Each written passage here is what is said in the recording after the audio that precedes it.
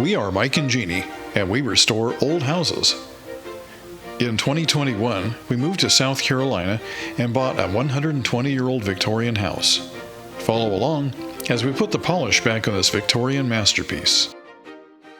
Man, is it hot out here today, and humid too. Overcast. They've been threatening storms today, but I think all of that is passing up to the north. I need to get under there and get to work. So come on over here and I'll show you what I've got going. One of the things I should have done when we were still upstairs is put the mastic tape on this seam right here, but it's never too late, so I'll go ahead and do that now. I'm just going to measure out, kind of eyeball it. I'll just take a piece like that, and then take the scissors and cut.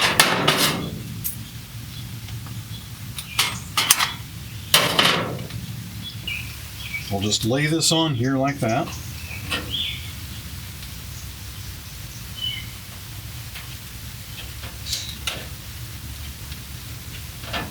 And then just press down one side at a time.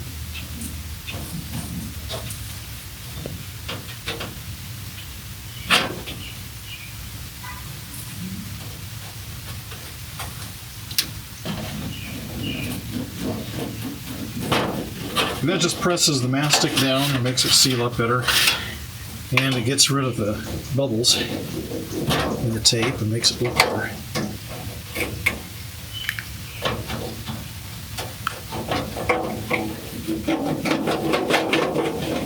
Before I go any further, I'd like to drill some pilot holes here. Now, I've decided that this is going to be the upper right-hand corner. Same with this, which means that this is the bottom edge, and over here, this is also the bottom edge.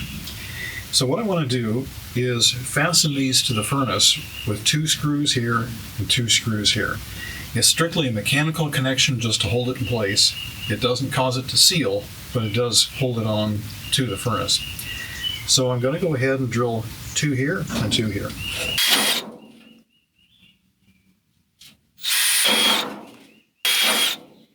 So now, when I put it on the furnace, I'll be drilling a screw through that hole, and then it'll punch into the furnace and suck it down tight and hold it together. I got this one box installed, and so that brings the air out of the furnace and onto the house. So this other side I haven't done yet. You can see it's nothing more than just a big hole, and our old flex duct was hooked up here. It is no longer. So I'm using a plastic bag just to kind of keep dust and dirt out.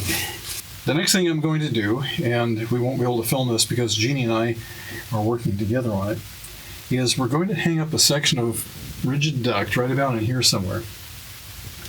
And I'm going to use a laser to set this up because I want to have this edge here be perfectly parallel with the edge of the duct that we're going to hang.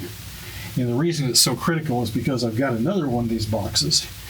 And I've got another duct that hangs right here, so they need to be parallel, kind of in a straight line, and they can't be interfering with each other.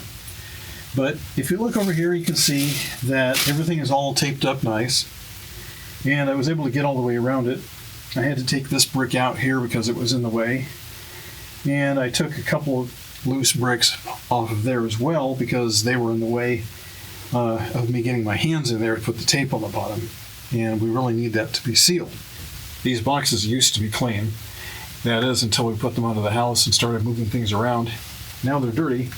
So, since these are our air ducts, let's go ahead and get them clean. Well, there is a big thunderstorm bearing down on our town, and we have a few minutes to get out of here so we can get back in the house where we can stay safe and dry until that's over with. So I'm going to go ahead and just put a plastic bag over here, just enough to keep the dirt out. In typical 1834 restoration house style, we have a problem. These 2 ducts need to come straight out, they need to come straight up, and they need to head this way, but look what's in the way. This is the kitchen sink drain pipe, and this is a vent, and it needs to go down probably another 3 feet that way, and then turn the corner and head towards the front of the house. But we can't do it with these pipes in the way. And so we looked at what could we do back here? And we came up with all kinds of elaborate sheet metal things that we could do back here to basically swing the air over here and do all that. But that requires a lot of extra fabrication, a lot of extra material. And I believe that it's probably a lot cheaper to go buy some new PVC pipe and reroute this down that way. And then once we're clear of the point where the ducts are changing their direction, we'll go ahead and angle down and we'll rejoin the drain pipe at that point, and that should solve all the problems. All right, we went down to Lowe's and picked up a bunch of parts, pipes, fittings, all kinds of things. The problem is I have to go back to work tomorrow for the next 3 days, and I'm reluctant to tear our plumbing apart right before that, because if anything goes wrong, then the kitchen won't work and we can't have that. So I'm going to put that project off until the next episode, but I'm going to keep working on HVAC because I can still put this box on here on the furnace. And because this one here, this is actually the supply side right here, there's nothing in the way, so I can go ahead and start ducting out in this direction. So we still have plenty of work that we can do. So let's go ahead and put this up here and just do a dry fit. All right, well, that looks pretty good. I'll just go ahead and put this on like it is.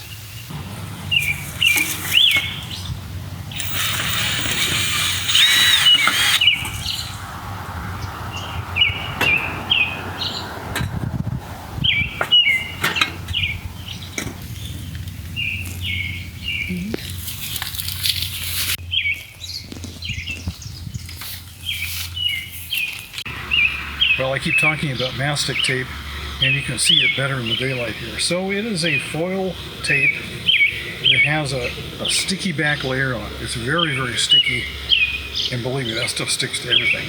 And then it has a backer on there to keep it from sticking to everything. So I just cut what I need, peel this off,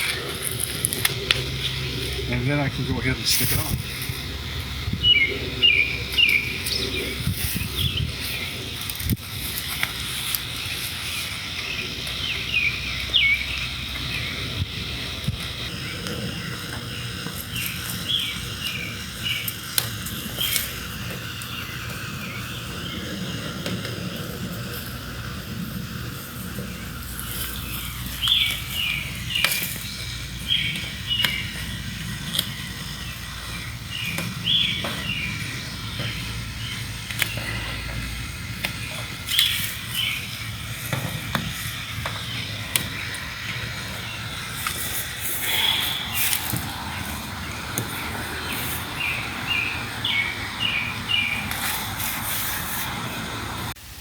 There are so many things in the way of what I'm trying to do here. So I had to take this off, and that went through here and over through this little shack here. This one is still in the way, but that has to stay in place. That one there, which is actually breathing, you can see it sucking in and out. That is the supply duct for the entire house, and I've got it capped off right now just to keep dirt out.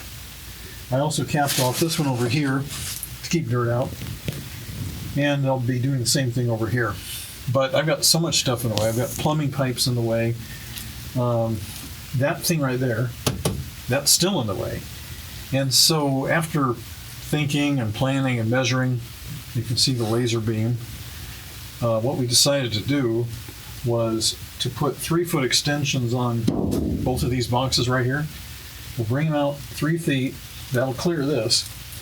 And then we'll start changing as we go uphill, and we have to change from a square shape to the more rectangular shape of the main duct. So that's going to be a complicated trapezoidal type thing. So we'll do that.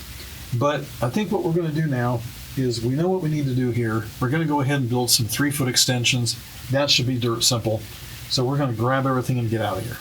Wow, it's hot. Yeah, it is.